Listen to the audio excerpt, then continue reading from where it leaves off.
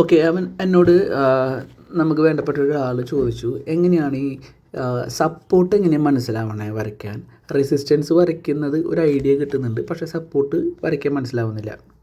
Okay, ഈ support എങ്ങനെ വരയ്ക്കാം, റെസിസ്റ്റൻസ് എങ്ങനെ വരയ്ക്കാം, അതെങ്ങനെ മനസ്സിലാവണമെന്ന് വെച്ചാൽ ഞാൻ ജസ്റ്റ് ഇവിടെ ബ്ലാങ്ക് ചാർട്ടിൽ ഞാൻ ജസ്റ്റ് ഒന്ന് കാണിച്ചു തരട്ടെ. നിങ്ങൾ ആദ്യം ഒന്ന് കണ്ട് മനസ്സിലാക്കുക. ഇപ്പോൾ മാർക്കറ്റ് ഇപ്പോൾ അപ്പ് സൈഡിലേക്കാണ് മൂവ് ചെയ്യണമെങ്കിൽ നല്ലൊരു മൂവ്മെൻറ്റ് തന്നിട്ട് മാർക്കറ്റ് ഒരു ഏരിയയിൽ എത്തുമ്പോൾ റിജക്റ്റ് ആവും. ഓക്കെ, ശേഷം താഴേക്കൊരു റിജക്ഷൻ കാണിക്കും, പിന്നെ വീണ്ടും മുകളിലേക്ക് പോകാൻ നോക്കിയിട്ട് അതിൻ്റെ ആ ഒരു ക്യാൻഡിലിൻ്റെ വിക്ക് വന്നിട്ട് ക്ലോസ് ആവുന്നത് ഈ സെയിം ഏരിയയിലാണെന്ന് വിചാരിക്കുക. ഓക്കെ, മുകളിലേക്ക് പോകാൻ നോക്കി ക്ലോസ് ആയത് ഈ സെയിം ഏരിയയിലാണെന്ന് വിചാരിക്കുക. തിരിച്ച് മാർക്കറ്റ് താഴേക്ക് വരുമ്പോൾ താഴേക്ക് നല്ലൊരു വരവ് വന്നു, പക്ഷേ നെക്സ്റ്റ് ക്യാൻഡിൽ ഇങ്ങനെ വന്നു എന്ന് വിചാരിക്കുക. ഇനി നെക്സ്റ്റ് ക്യാൻഡിൽ വന്നിട്ട് ക്ലോസ് ആവുന്നത് ഇതിൻ്റെ ഉള്ളിലാണെങ്കിൽ നമ്മളൊരിക്കലും നമുക്ക് എൻട്രി എടുക്കാൻ പറ്റില്ല. അതുപോലെ തന്നെ ഒരു സ്ട്രോങ് സപ്പോർട്ട് വരയ്ക്കാൻ സമയമായിട്ടില്ല. ഓക്കെ, പക്ഷേ നമ്മൾ ഇങ്ങനെ വരുന്ന സാഹചര്യത്തിൽ നമ്മൾ ചെയ്യേണ്ട ഒരു കാര്യം എന്ന് വെച്ചാൽ മാർക്ക് ചെയ്തിടുക. എവിടെ നിന്നാണോ മാർക്കറ്റ് റിജക്റ്റ് ആയത്, ഫസ്റ്റ് റിജക്റ്റ് ആയത്, ആ ഏരിയ മാർക്ക് ചെയ്തിടും. ഓക്കെ, എവിടെ നിന്നാണോ വിക്കും അതായത് ബോഡി ക്ലോസിങ്ങും പിന്നെ ഫസ്റ്റ് റിജക്ഷനും എവിടെ നിന്നാണോ ഉള്ളത് ആ ഒരു ഏരിയ മാർക്ക് ചെയ്തിടും. ഓക്കെ, ഇപ്പോൾ ഒരു എക്സാമ്പിൾ പറയുകയാണെങ്കിൽ ഇവിടെ ഒരു വിക്ക് ഉണ്ടെന്ന് വിചാരിക്കാം. ഓക്കെ, ഇവിടെ വിക്ക് ഉണ്ടെന്ന് വിചാരിക്കുക. അതുപോലെ തന്നെ ഇവിടെ രണ്ടിടത്തും താഴേക്കൊരു ബോഡി ക്ലോസും ഉണ്ട്. ഓക്കെ, ഒരു മിനിറ്റ്. ഓക്കെ, നോക്കി ഇപ്പം ഇങ്ങനെയാണെന്ന് വിചാരിക്കാം. അപ്പോൾ നിങ്ങൾക്ക് ഡൗട്ട് ഉണ്ടായിരിക്കാം, ഈ ഏരിയയിൽ മാർക്കറ്റ് മുകളിൽ പോയില്ല. ഓക്കെ, മുകളിലേക്ക് പോയിട്ടില്ല, ക്ലോസ് ആയി. അവിടുന്ന് റിവേഴ്സാണ് വന്നിട്ടുള്ളത് ഡൗൺ സൈഡിലേക്ക് അല്ലേ. ഇവിടെ വിക്ക് മാത്രം തന്ന് ബോഡി ക്ലോസ് സെയിം ഏരിയയിൽ, അതായത് ഈ സെയിം ഏരിയയിൽ തന്നെയാണ് ഇവിടെയും ക്ലോസിങ് ആയിട്ടുള്ളത്. ഓക്കെ, ഇവിടെ മാർക്കറ്റ് ഒരൊറ്റ പ്രാവശ്യം റിജക്ഷൻ കാണിച്ചിട്ടുള്ളൂ, അപ്പ് സൈഡിൽ 2 പ്രാവശ്യം റിജക്ഷൻ കാണിച്ചു. പിന്നീട് കാണിച്ചൊരു സെനാരിയോ എന്താണെന്ന് വെച്ചാൽ ഇവിടെ നല്ലൊരു ക്ലോസിങ് കിട്ടി. അപ്പം നമ്മൾ എന്ത് ചെയ്യും, സാധാരണ ഞാൻ പറഞ്ഞ സെറ്റപ്പ് പോലെ ട്രൈ ചെയ്യും. അപ്പോൾ 50% അപ്പോൾ താഴേക്ക് വന്നിട്ടുണ്ട്. പക്ഷേ നമ്മൾ എന്തായിരിക്കണം, ബയ്യേഴ്സ് ഫെയിൽ ആവുന്നുണ്ടോ എന്നും കൂടി നോക്കണം. ബയ്യേഴ്സ് ഇവിടെ ഫെയിൽ ആയിട്ടില്ല, ബയ്യേഴ്സ് ഡൊമിനേറ്റ് ചെയ്ത് മുകളിലേക്ക് ക്ലോസ് ആയി, നമുക്ക് എൻട്രി എടുക്കാൻ പറ്റില്ല. ഇങ്ങനെ വരുന്ന സാഹചര്യത്തിൽ ഞാൻ പറഞ്ഞു മുൻപ് വന്നിട്ട് റിജക്ഷൻ കാണിച്ച ഏരിയ ഒന്ന് മാർക്ക് ചെയ്തിടാം, ഒരു സ്ട്രെയിറ്റ് ലൈൻ വരച്ചിടാം. കുറച്ച് നീട്ടി വരച്ചിട്ടോ. അതേപോലെ തന്നെ അപ്പ് സൈഡിലും റിജക്റ്റ് ആയ ആ ഏരിയ, ഫസ്റ്റ് ഏരിയ ഒന്ന് വരയ്ക്കാം. സെയിം ഏരിയയിൽ തന്നെ ക്യാൻഡിൽ ക്ലോസ് കിട്ടുകയാണെങ്കിൽ നമുക്ക് മനസ്സിലാക്കാം 2 തവണ ആ ഒരു ഏരിയയിൽ നിന്ന് ബ്രേക്ക് അപ്പ് സൈഡിലേക്ക് പോകണില്ല, അതിൻ്റെ അടിയിലാണ് ക്ലോസിങ് വരുന്നത്. അല്ലെങ്കിൽ ആ ഒരു ലൈനുമിലാണ് ക്ലോസ് വരണമെങ്കിൽ അതൊരു സ്ട്രോങ് റെസിസ്റ്റൻസ് ആവാൻ ചാൻസ് കൂടുതലാണ്. അപ്പോൾ അതൊരു റെസിസ്റ്റൻസ് ആയിട്ട് നമുക്ക് കൺസിഡർ ചെയ്യാം. താഴെ മുകളിലേക്ക് ക്ലോസിങ് കിട്ടിയതുകൊണ്ട് തന്നെ അതൊരു ഒരു സപ്പോർട്ടായിട്ട് ആക്ട് ചെയ്യാനുള്ള ചാൻസ് കൂടുതലാണ്. നെക്സ്റ്റ് നമ്മൾ വെയിറ്റ് ചെയ്യുക. അപ്പോൾ നിങ്ങൾക്ക് കാണാൻ പറ്റും എന്താണെന്ന് വെച്ചാൽ ഇവിടുന്ന് മാർക്കറ്റ് മുകളിൽ പോയി ഈ ഒരു ഏരിയ എത്തുമ്പോൾ അവിടുന്ന് സെല്ലേഴ്സ് പുഷ് ചെയ്ത് താഴേക്ക് മാർക്കറ്റ് വന്ന് ഈ ഒരു ഏരിയ എത്തുമ്പോൾ ചിലപ്പോൾ ഒന്ന് പൊടിയൊക്കെ ഇറങ്ങിയാലും ക്ലോസിങ് മുകളിലായിരിക്കും. പിന്നെ വീണ്ടും മാർക്കറ്റ് ഇങ്ങനെ പോയി ഒരു 3 തവണ ഒക്കെ, 2ൽ കൂടുതൽ 3 തവണ ഒക്കെ മാർക്കറ്റ് ഇങ്ങനെ ഒരു ഏരിയയിൽ മാത്രം കളിക്കുകയാണെങ്കിൽ നമുക്ക് ഉറപ്പിക്കാം ഇതൊരു സ്ട്രോങ് സപ്പോർട്ടാണ്. ഓക്കെ, നിങ്ങൾ മനസ്സിലാക്കേണ്ട ഒരു കാര്യം, ആദ്യം എവിടെ നിന്നാണോ മാർക്കറ്റ് റിജക്റ്റ് ചെയ്യുന്നത് ഈ ഒരു ഏരിയ എന്നല്ല റിജക്റ്റ് ആവുന്നത്. ഓക്കെ, ഈ ഒരു ഏരിയ നിന്നാണ് റിജക്റ്റ് ആവുന്നത് അല്ലേ. അതേപോലെ തന്നെ ഫസ്റ്റ് സെനാരിയോ കാണിക്കുമ്പോൾ ഫസ്റ്റ് മാർക്കറ്റ് റിജക്റ്റ് ആവുന്നത് ഏരിയ ഈ ഏരിയ ആണ്. പിന്നെ ക്യാൻഡിലിൻ്റെ ക്ലോസിങ് വരുന്നത് ഈ ഏരിയയിലാണ് അല്ലേ. മാർക്കറ്റ് ശേഷം പിന്നീട് ഒരു റിജക്ഷൻ കാണിക്കുന്ന സെയിം ഏരിയയിൽ റിജക്ഷൻ കാണിച്ചാൽ അതൊരു സപ്പോർട്ടായി. മനസ്സിലാവുന്നുണ്ടോ? അതേപോലെ ഈ ഒരു ഏരിയയിൽ വന്ന് വീണ്ടും സെല്ലേഴ്സ് ഡൊമിനേഷൻ കാണിക്കുന്നത്, അതായത് സപ്ലൈ സോൺ ആയി കാണിക്കുകയാണെങ്കിൽ, അത് സപ്ലൈ സോണായി കാണിക്കുക എന്ന് പറഞ്ഞാൽ ആ ഏരിയ നല്ല പ്രഷർ കാണിക്കുകയാണെങ്കിൽ അത് നല്ലൊരു റെസിസ്റ്റൻസ് എന്ന് പറയുന്നതിനെയാണ് സപ്ലൈ സോൺ എന്ന് പറയുന്നത്, അല്ലെങ്കിൽ സപ്ലൈ ലൈൻ എന്ന് പറയുന്നത്, ഡിമാൻഡ് ലൈൻ എന്ന് പറയുന്നതിനാണ് സപ്പോർട്ട് ഏരിയ എന്ന് പറയുന്നത്. മനസ്സിലായോ? ഓക്കെ, അപ്പോൾ ഇങ്ങനെ വരുന്നതിന് ശേഷം മാർക്കറ്റ് നെക്സ്റ്റ് ടൈം ഇവിടേക്കാണ് ക്ലോസിംഗ് എന്ന് വിചാരിക്കുക, സ്ട്രോങ് ക്ലോസിങ് അടിയിലേക്കാണെന്ന് വിചാരിക്കുക. ഓക്കെ, അപ്പോൾ നമ്മൾ എന്ത് ചെയ്യും, നമ്മുടെ ആ ഒരു ടൂൾ എടുത്തിട്ട്, ഈ ടൂൾ തന്നെ ആവണമെന്നില്ല കേട്ടോ, നിങ്ങൾക്ക് 50% കട്ടിങ് കിട്ടുന്ന ഏത് ടൂൾ വേണമെങ്കിലും എടുക്കാം. ഇപ്പോൾ ഇവിടം വരെ നോക്കുമ്പോൾ നല്ല ഇതുണ്ട്, എന്താണ്, സ്ട്രോങ് ആയിട്ട് അടിയിലേക്കാണ് കാണിക്കുന്നത്. ഓക്കെ, അപ്പോൾ നമ്മൾ എന്ത് ചെയ്യുമെന്ന് വെച്ചാൽ, നിങ്ങൾ ഇപ്പോൾ ഇതൊന്ന് നീട്ടി വരയ്ക്കട്ടെ. ഓക്കെ ഓക്കെ, ഇങ്ങനെ നിങ്ങൾ എന്ത് ചെയ്യും, ബയ്യേഴ്സ് ഫെയിൽ ആവുന്നുണ്ടോ എന്ന് നോക്കാം. അപ്പോൾ ബയ്യേഴ്സ് വന്ന് ഫെയിലായെന്ന് വിചാരിക്കുക. ഇപ്പോൾ ബയ്യേഴ്സ് ഇതിൻ്റെ ഉള്ളിൽ ഓപ്പണായി, ബയ്യേഴ്സ് ഇവിടെ വന്നിട്ട് ഫെയിലായി നിൽക്കുക. അപ്പോൾ ഇങ്ങനെ വന്നു, ക്ലോസ് ആയി. നമുക്കൊരു ഗ്രീൻ ക്യാൻഡിൽ കൊടുക്കാം, ക്ലോസ് ആയി. ഒരു ചെറിയ വിക്കുമ്മൽ വന്നിട്ട് ഇത് വിൽക്കാമെന്ന് വിചാരിക്കട്ടാ. ഓക്കെ, വിക്കുമ്മൽ വന്നിട്ട് ഒരു മിനിറ്റ് വരയ്ക്കുക, അതിൻ്റെ ഒരു വൃത്തി വേണ്ടേ. ഓക്കെ, വിക്ക് വന്നിട്ട് ക്ലോസ് ആയെന്ന് വിചാരിക്കുക. ഓക്കെ, വിക്ക് വന്നിട്ട് ഇങ്ങനെ ക്ലോസ് ആയി. അപ്പോൾ എന്തായി, ഇവിടെ ബയ്യേഴ്സ് ഫെയിലായി. നെക്സ്റ്റ് ടൈം നിങ്ങൾക്ക് എൻട്രി എടുക്കാം. എങ്ങനെ എൻട്രി എടുക്കാമെന്നറിയോ, ഞാൻ പറഞ്ഞിട്ടുണ്ട്, ഇതിൻ്റെ ഉള്ളിലേക്ക് മാർക്കറ്റ് വന്നാൽ നിങ്ങൾക്ക് എൻട്രി എടുക്കാം. ഓക്കെ, നെക്സ്റ്റ് ടൈം മാർക്കറ്റ് ചിലപ്പോൾ ഇവിടെ ഓപ്പൺ ആവും. ഓക്കെ, ഇവിടെ ഓപ്പൺ ആയിട്ട് ഇങ്ങനെ ഉള്ളിൽ വന്നിട്ട് എൻട്രി എടുക്കാം. ഇല്ലാന്ന് വെച്ചാൽ മാർക്കറ്റ് ഓപ്പൺ ആവണം ഇങ്ങനെയാണെന്ന് വിചാരിക്കുക, ഇങ്ങനെ ഓപ്പൺ ആയിട്ട് ഇങ്ങോട്ടാണ് പോകണമെന്ന് വെച്ചാൽ എൻട്രി എടുക്കരുത്. അപ്പോൾ പിന്നെ നിങ്ങൾ എൻട്രി പ്ലാൻ ചെയ്യരുത്. കാരണം എന്താണെന്നറിയോ, നെക്സ്റ്റ് ടൈം, ഒരു മിനിറ്റ്, നെക്സ്റ്റ് മാർക്കറ്റ് കാണിക്കുന്ന ഒരു സെനാരിയോ, ഇതിൻ്റെ അടിയിലൊക്കെ എന്തുണ്ടാവും എന്നറിയോ, സ്ട്രോങ് ലിക്വിഡിറ്റി ഉണ്ടാവും അപ്സൈഡിലേക്ക് പോകുന്ന വെച്ചിട്ട്. അപ്പോൾ ഇതിൻ്റെ അടിയിലേക്ക് വരുന്നതിന് മുമ്പ് മാർക്കറ്റ് നേരെ വന്ന് ഇതിൻ്റെ അടിയിലേക്കാണ് വരണമെങ്കിൽ നിങ്ങൾ എൻട്രി എടുക്കരുത്. അതാദ്യം മനസ്സിലാക്കുക. ഓക്കെ, ഇങ്ങനെ വന്നു കഴിഞ്ഞാൽ ഇങ്ങനെ വന്നിട്ട് ഇങ്ങനെ പോണ പോലെയൊക്കെ കാണിക്കും. ഇങ്ങനെ പോണ പോലെ കാണിച്ചിട്ട് ഇവിടെയുള്ള ഈ ഏരിയയിലുള്ള ലിക്വിഡിറ്റിയും കൂടി ഗ്രാബ് ചെയ്തിട്ട് ഒറ്റ പോക്ക് മാർക്കറ്റ് പോവാം.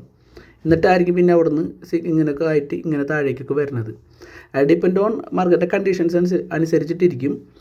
നമ്മൾ എൻട്രി എങ്ങനെ എടുക്കാൻ പറഞ്ഞിട്ടുള്ളത്, ഇതിൻ്റെ ഉള്ളിലേക്ക് ക്ലോസിങ് വന്ന്, ക്ലോസിങ് അല്ല, ഒരു എന്താ പറയുക, ഒരു മൂവ്മെൻറ്റ് കാണിച്ചിട്ട് അവിടെ നിന്ന് റിജക്റ്റ് ആവുന്ന ടൈമിൽ എൻട്രി എടുക്കുക. അല്ലെങ്കിൽ ഇതിന് ഉള്ളിലേക്ക് വരുമ്പോൾ തന്നെ എൻട്രി എടുത്തിട്ട് ഇതിന് താഴെ, ഇതിന് തൊട്ട് താഴെ വയ്ക്കരുത്, ഇതിന് കുറച്ച് ഇങ്ങോട്ട് ഇറക്കി ഈ ഏരിയയിലൊക്കെ ആയിട്ട് SL വയ്ക്കുക. ഈ ഏരിയയിലൊക്കെ ആയിട്ട്, മനസ്സിലായോ?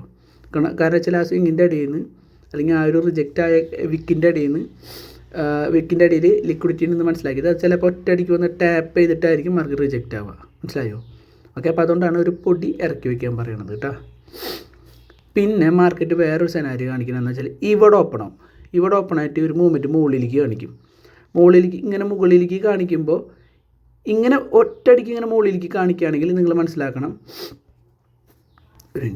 നിങ്ങൾ മനസ്സിലാക്കേണ്ടത് ഈ ഏരിയ ഉണ്ടല്ലോ, ഏത്, ഈ ഒരു വിക്കിൻ്റെ ഏരിയ, ഇതിൻ്റെ മുകളിലേക്ക് വന്നാൽ നിങ്ങൾക്ക് ധൈര്യമായിട്ട് എൻട്രി എടുക്കാം, താഴേക്കുള്ള എൻട്രി എടുക്കാം. അതായത് ഇതിൻ്റെ മുകളിലേക്ക് മാർക്കറ്റ് വന്നു കഴിഞ്ഞാൽ അതിൻ്റെ മുകളിലുള്ള ലിക്വിഡിറ്റി എടുക്കാൻ ഒറ്റയടിക്ക് വരാം. ഇങ്ങനെ വന്നു കഴിഞ്ഞാൽ, ഇങ്ങനെ വന്നിട്ട് നിങ്ങൾ മനസ്സിലാക്കണം, ഒത്തിരി കൂടി ഒരു കൺഫർമേഷന് വേണ്ടിയിട്ട് ഇങ്ങനെ വന്നതിന് ശേഷം ആ ക്യാൻഡിൽ, സെയിം ക്യാൻഡിലിൻ്റെ, ഇപ്പോൾ ഒരു ഗ്രീൻ ക്യാൻഡിലാണെങ്കിൽ സെയിം ക്യാൻഡിലിൻ്റെ വിക്ക് മാത്രം ഇവിടെ വന്നിട്ട് ബോഡി ഇതിൻ്റെ ഉള്ളിൽ ക്ലോസ് ആവുകയാണെങ്കിൽ നിങ്ങൾക്ക് ധൈര്യമായിട്ട് ബെയറിഷ് എൻട്രി നോക്കാം. മനസ്സിലായോ?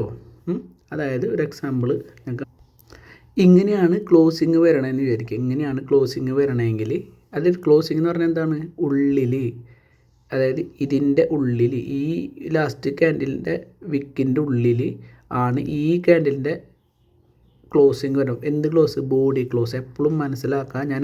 ഞാൻ പറയുന്ന കാര്യം മനസ്സിലാവണമെങ്കിൽ വീണ്ടും കാണാം. അല്ലെങ്കിൽ മുമ്പത്തെ വീഡിയോയിൽ എന്തെങ്കിലും പറഞ്ഞിട്ടുണ്ടാവും, അത് ക്ലിയർ ആക്കിയിട്ട് വേണം ഈ വീഡിയോ കാണാൻ കേട്ടോ, അല്ലെങ്കിൽ മനസ്സിലാവില്ല. ഓക്കെ, അപ്പോൾ ഇങ്ങനെ ക്ലോസിങ് കിട്ടിക്കഴിഞ്ഞാൽ നിങ്ങൾക്ക് നെക്സ്റ്റ് ടൈം ഒരു എൻട്രി എടുക്കാം. ഓക്കെ, എൻട്രി എടുക്കുന്നതൊക്കെ സ്വന്തം റിസ്കിൽ വേണേ. എൻട്രി ഇവിടെ നിന്ന് എടുക്കണം. അതായത് ഇങ്ങനെ ക്ലോസിങ് കിട്ടിക്കഴിഞ്ഞാൽ എൻട്രി ഇവിടെ നിന്ന് എടുക്കാം. കാരണം അടുത്തൊരു മൂവ്മെൻറ്റ് ഉണ്ടാവുക എങ്ങനെയാണെന്നറിയുമോ, അടുത്ത മൂവ്മെൻറ്റ് ഇങ്ങനെയാണ് ക്ലോസിങ്ങിൽ ഇവിടെ ഉണ്ടായിട്ട് ഒരു ഗ്രീൻ ക്യാൻഡിൽ ഇങ്ങനെ മുകളിലേക്ക് പോകണ പോലെ കാണിക്കും. അങ്ങനെ ജസ്റ്റ് ഒന്ന് കാണിക്കുള്ളൂ, കാണിച്ചാൽ അപ്പം തന്നെ എൻട്രി എടുക്കുക. പിന്നെ മൂവ്മെൻറ്റ് താഴേക്ക് വരാനാണ് പോസിബിലിറ്റി കൂടുതൽ. ഓക്കെ, പിന്നെ ഇവിടെ SL അടിച്ചാലും നിങ്ങൾ വിഷമിക്കേണ്ട. മാർക്കറ്റിൽ SL അടിക്കുന്ന എന്തെങ്കിലും ഒരു കാരണം ഉണ്ടായിരിക്കും കേട്ടോ. നിങ്ങൾക്ക് പറ്റുന്ന അളവിൽ ഇത് ബിറ്റ് കോയിൻ ആയാലാണ് കേട്ടോ ഇത്രയും ഇത് കാണിക്കണത്. എനിക്ക് തോന്നുന്നു ഒരു $10 $15 SL വയ്ക്കുകയെന്നുണ്ടെങ്കിൽ നിങ്ങൾക്ക് നല്ല റിസ്ക് റിവാർഡ് റേഷ്യോ കിട്ടും. പിന്നെ നിങ്ങൾക്ക് എൻട്രി ഇല്ലേ, ടാർജറ്റ് നിങ്ങൾ മനസ്സിലാക്കേണ്ടത്, ഈ ഏരിയയിൽ വല്ല ഇംബാലൻസോ ഈ ഏരിയയിൽ വല്ല കൺസോൾട്ടേഷൻ ഉണ്ടെങ്കിൽ അതിൻ്റെ തൊട്ട് മുകളിൽ ടാർജറ്റ് വയ്ക്കുക, TP കൊണ്ടുവയ്ക്കുക. ഓക്കെ, എന്നിട്ട് ധൈര്യമായിട്ട് വെയിറ്റ് ചെയ്യുക. എപ്പോഴാണോ ഈ ലൈൻ ക്രോസ് ചെയ്യുന്നത്, ഈ ലൈൻ എപ്പോഴാണോ, ഇങ്ങനത്തെ ലൈൻ എപ്പോഴാണോ ക്രോസ് ചെയ്യുന്നത്, നിങ്ങളുടെ SL എടുത്ത് മേടിച്ച് ആ ഒരു റേറ്റിലേക്ക് തന്നെ വയ്ക്കുക. എന്നിട്ട് വെയിറ്റ് ചെയ്യുക. ധൈര്യമായിട്ട് TP ആവുന്ന വരെ ഇവിടെ SL ഓർഡറും, അത് മേടിച്ച വിലയിൽ SL ഓർഡറും TPയിൽ ടാർജറ്റ് ഇട്ടിട്ട് നിങ്ങൾ കിടന്നുറങ്ങുക. എന്താ വെച്ചാൽ നിങ്ങൾ ചെയ്തോ, അത് ട്രിഗർ ആവാനുള്ള ചാൻസ് ഭയങ്കര കൂടുതലാണ്. ഓക്കെ, ഞാൻ പറഞ്ഞു എന്ന് വിചാരിച്ചിട്ട് ഓടിച്ചാടി എൻട്രി എടുക്കണ്ട. ഒരു 2-3 പ്രാവശ്യം ഇതൊക്കെ പ്രാക്ടീസ് ചെയ്ത് മനസ്സിലാക്കിയിട്ട് മാത്രം എൻട്രി എടുക്കാം. ഇപ്പോൾ നിങ്ങൾക്ക് എന്നോട് സംശയം ചോദിച്ച ആൾക്ക് മനസ്സിലായിട്ടുണ്ടാവും എന്ന് വിചാരിക്കുന്നത്. ഇങ്ങനെയാണ് സപ്പോർട്ട് റെസിസ്റ്റൻസ് നമ്മൾ കൺസിഡർ ചെയ്യുന്നത്. ഓക്കെ, ഇതേ സെയിം സിനാരിയോ തന്നെയാണ് ഞാൻ അപ്പ് സൈഡിലേക്കും പറഞ്ഞു തന്നിട്ടുള്ളത്. മനസ്സിലായിട്ടുണ്ടാവും എന്ന് വിചാരിക്കുന്നു. ഓക്കെ, അപ്പോൾ നന്നായിട്ട് നിങ്ങൾ മനസ്സിലാക്കിയെടുക്കാം. ഇനി ചാർട്ടിലേക്ക് വരികയാണെങ്കിൽ ഞാൻ ജസ്റ്റ് ഒരു കാര്യം കാണിച്ചു തരാം. ഓക്കെ, നിങ്ങൾ പറഞ്ഞ പോലെ നോക്കിയേ, ഇപ്പോൾ ഈ ഏരിയ ഞാൻ പറഞ്ഞിരുന്നു, ഇത് നമുക്ക് ഇവിടെ ഇത് റെസിസ്റ്റൻസ് ആയിട്ട് വരയ്ക്കാൻ പറ്റും. ഇവിടുന്ന് റെസിസ്റ്റൻസ് ആയിട്ട് വരയ്ക്കാൻ പറ്റും. ഓക്കെ, ഇപ്പോൾ ഞാൻ റെസിസ്റ്റൻസിന് ഫസ്റ്റ്, കാരണം വെച്ചാൽ ഈ ഒരു പോർഷൻ ഉണ്ടല്ലോ, ഈ ഒരു പോർഷൻ ഞാൻ കണ്ടിട്ടില്ല എന്ന് വിചാരിക്കാം. ഒരു മിനിറ്റ്, ഈ ഒരു പോർഷൻ ഞാൻ കണ്ടിട്ടില്ല, നിങ്ങളും കണ്ടിട്ടില്ല, ഞാനും കണ്ടിട്ടില്ല. മാർക്കറ്റ് റണ്ണിങ് ആയിക്കൊണ്ടിരിക്കുന്നുള്ളൂ എന്ന് വിചാരിക്കുക. റണ്ണിങ് ആയിട്ട് ഇരിക്കുന്നുള്ളൂ, നമ്മൾ ഇത് കണ്ടിട്ടില്ല എന്ന് വിചാരിക്കുക. ഓക്കെ,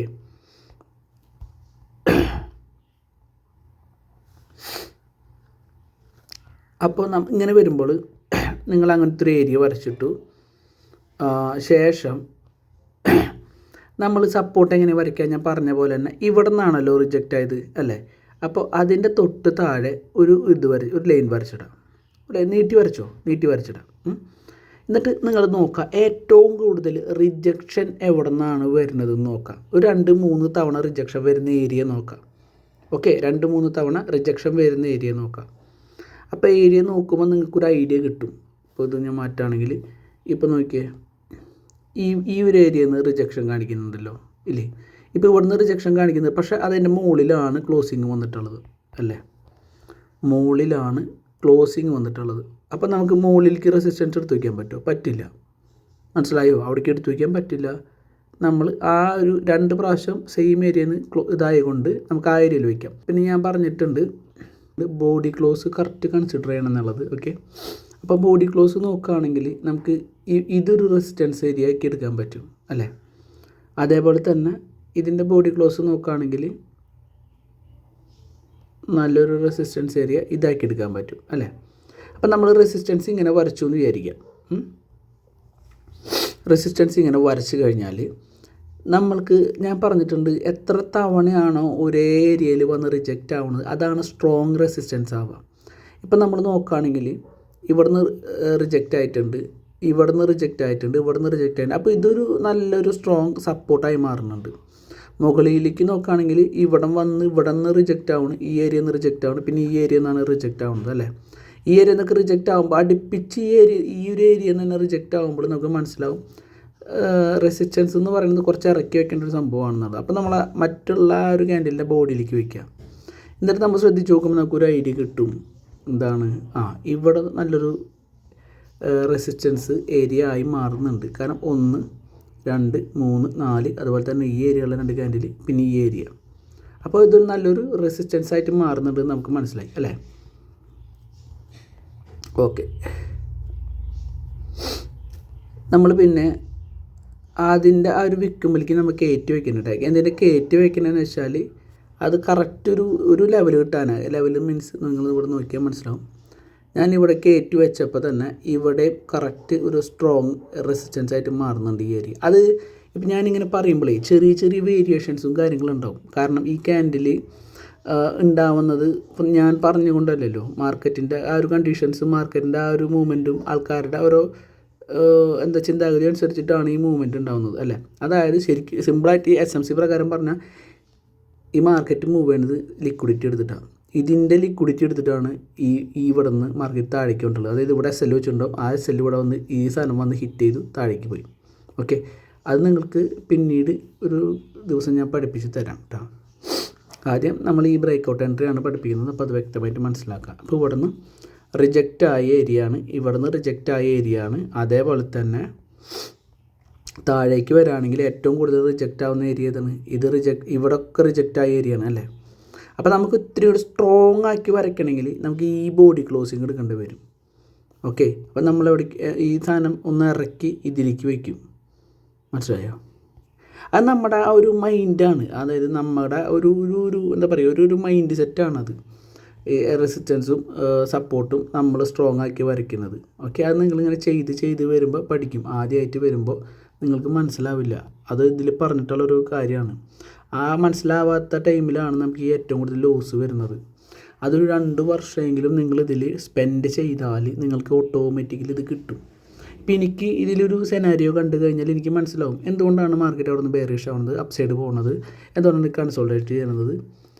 കൺസോൾട്ടേഷൻ നടക്കാനായിട്ടൊരു റീസൺ ഉണ്ടായിരിക്കും. അവിടെയുള്ള SLL എന്താ പറയുക, ഗ്രാബ് ചെയ്യാൻ അല്ലെങ്കിൽ സ്വീപ്പ് ചെയ്യാനൊരു കാരണം ഉണ്ടായിരിക്കും. ആ കാരണം നമ്മൾ മാർക്കറ്റിൽ കുറേ നാൾ സ്പെൻഡ് ചെയ്യുമ്പോൾ കിട്ടുള്ളൂ.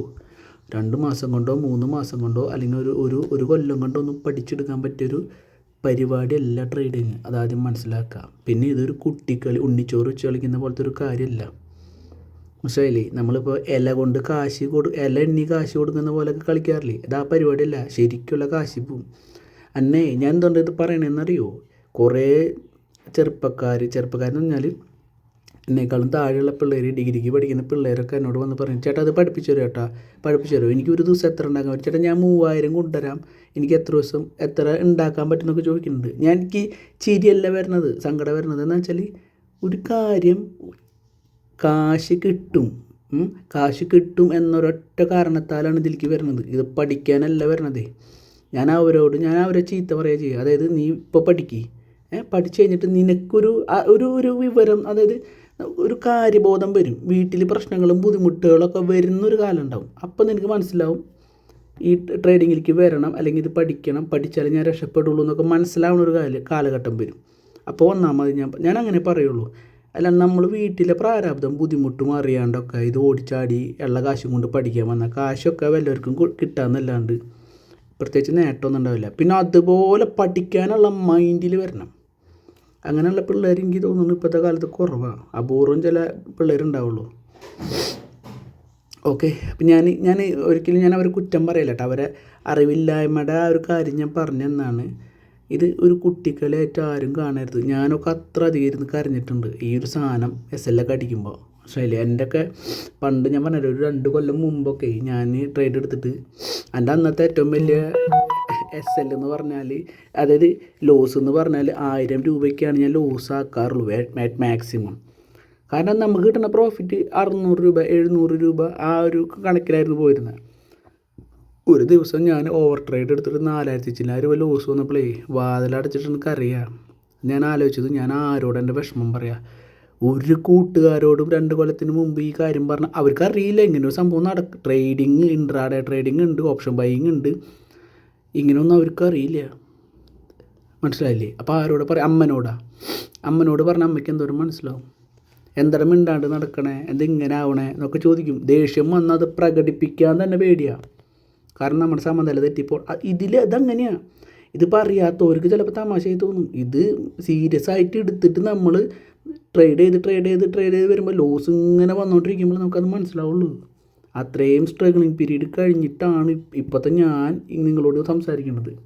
അപ്പം ഇപ്പോൾ ഈ പഠിക്കാൻ പോകുന്ന നിങ്ങൾ, ഈ ചെറിയ ഡൗട്ടുള്ള നിങ്ങളപ്പോൾ എന്തോരം സ്ട്രഗിളായും കിടക്കണമെന്ന് ആലോചിച്ചിട്ട് വ്യക്തമായി മനസ്സിലാക്കി പതുക്കെ പഠിച്ചെടുത്തിട്ട് നിങ്ങൾ പ്രോഫിറ്റിനെ കുറിച്ച് ചിന്തിച്ചാൽ മതി. മനസ്സിലായില്ലേ? SL അടിക്കും. ഞാൻ പഠിപ്പിച്ചു തന്നു അല്ലെങ്കിൽ ഞാൻ പറഞ്ഞു തന്നു എന്ന് വിചാരിച്ചിട്ട് നിങ്ങൾ അടുത്ത മാസം തൊട്ട് അല്ലെങ്കിൽ ഒരു 3 മാസം കഴിഞ്ഞതിന് ശേഷം വലിയ പ്രോഫിറ്റും കാര്യങ്ങളും മേക്ക് ചെയ്യാൻ ചാൻസ് മേബി ഉണ്ടായിരിക്കാം. പക്ഷെ ഞാൻ ഒരിക്കലും പ്രൊമോട്ട് ചെയ്യാൻ പറയുകയില്ല. കാരണം ഈ ഒരു സംഭവം അങ്ങനെയാണ്. മനസ്സിലായില്ലേ? ഇപ്പോൾ ഓരോ ബഡ്ജറ്റ് അവതരിപ്പിക്കുമ്പോൾ ഇതിൻ്റെ കണക്ക് പറയും. ഇത്ര കോടി രൂപയോളം ആൾക്കാർക്ക് ലോസാണ്, ഇത് ചെയ്യരുത്, അങ്ങനെ ഇങ്ങനെയൊക്കെ ഓരോരുത്തർ പറയുന്നുണ്ട് ഇല്ലേ? അതിൻ്റെ പുറകിലുള്ള കാര്യം എന്താണെന്നറിയോ? വ്യക്തമായിട്ട് നമുക്കൊരു ധാരണ ഇല്ല, അതായത് അറിവില്ലാത്തതുകൊണ്ടാണ് ഇതൊക്കെ വരുന്നത്. പഠിച്ചു കഴിഞ്ഞാൽ കിട്ടും.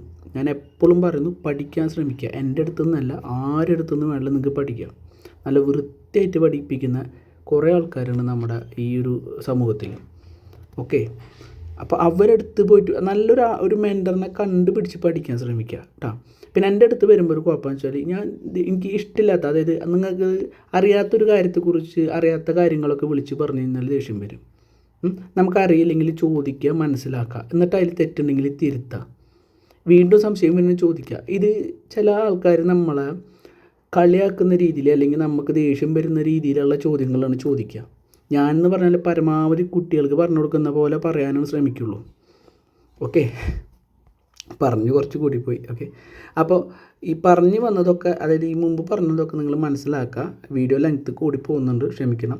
ഞാൻ മനഃപൂർവ്വം ചെയ്യുന്നില്ല കേട്ടോ ഈ സംസാരം എന്ന് പറഞ്ഞാൽ. എനിക്കിത് ഒഴിച്ചുകൂടാൻ പറ്റില്ല. കാരണം വെച്ചാൽ എനിക്ക് വരുന്ന വാട്സപ്പിൽ വാട്സപ്പല്ല, ഇൻസ്റ്റഗ്രാമിൽ വരുന്നത് എന്ന് പറഞ്ഞാൽ ഒരു 10-20 പേരെങ്കിലും എനിക്ക് മെസ്സേജ് അയക്കുന്നുണ്ടാവും.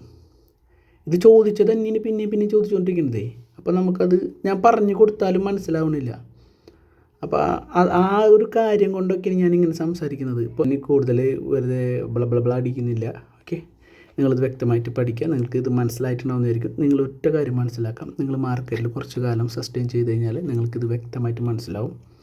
നിങ്ങൾക്ക് നല്ലൊരു ട്രേഡർ ആവാൻ കഴിയട്ടെ എന്ന് ഞാൻ ആശംസിക്കുകയാണ്. ഓക്കെ, ചാനൽ ആദ്യമായിട്ട് കാണുന്നുണ്ടെങ്കിൽ, ഇഷ്ടമുണ്ടെങ്കിൽ മാത്രം സബ്സ്ക്രൈബ് ചെയ്ത് വയ്ക്കുക. കൂടുതൽ ഇൻഫോർമേറ്റീവായിട്ടുള്ള വീഡിയോസ് ഞാൻ ചെയ്യാൻ ശ്രമിക്കാം. ഓക്കെ, അപ്പോൾ നെക്സ്റ്റ് വീഡിയോ കാണാം. Thanks for watching.